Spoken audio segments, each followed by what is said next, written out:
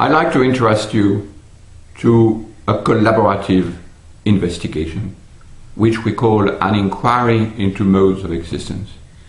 I have to explain what it is, I have to explain why it has to be collaborative, and I have to explain to you, if you are interested, how we are going to proceed. The first argument is about the content. It is basically an anthropology of modernity. I know we should never use the word modernity, but I've used it in a very specific way in a book 2 years ago called We Have Never Been Modern. In this book, I argue that there is a complete disconnect between the way the front of modernizing has expanded through the world in practice and the way it has been understood by the modernists in their own theory of themselves.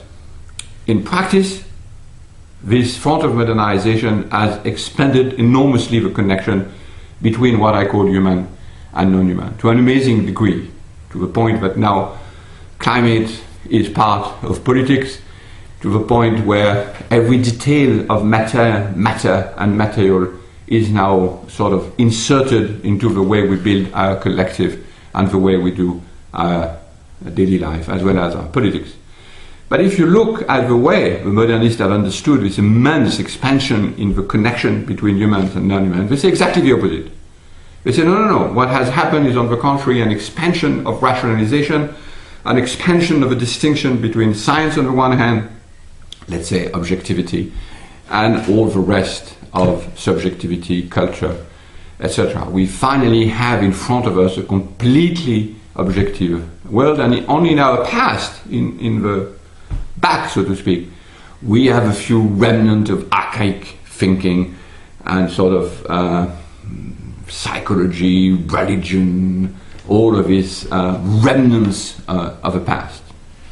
So the task for an anthropologist, and I believe I am in a way mixture between a philosopher and an anthropologist, to say, okay, if this is such a disconnect between the practice that has expanded the connection between human and non-human to the whole world, and the idea that on the contrary, in theory, we have separated more and more the world of objectivity and the world of subjectivity, cultures, politics, and so on, there is something wrong. Something which has to be tackled in a new way.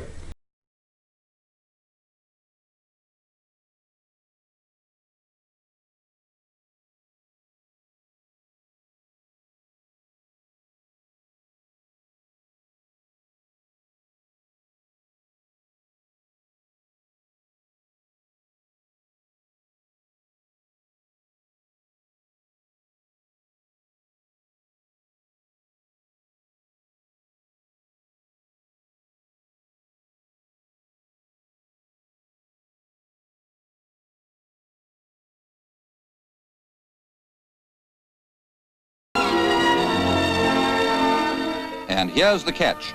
A basket of lobsters worth £3. Once his pots are taken to sea, they're in use continually, rebaited and thrown back until worn out. And so until tomorrow, when he relifts his pots, Jack's work is done for him 8 fathoms down.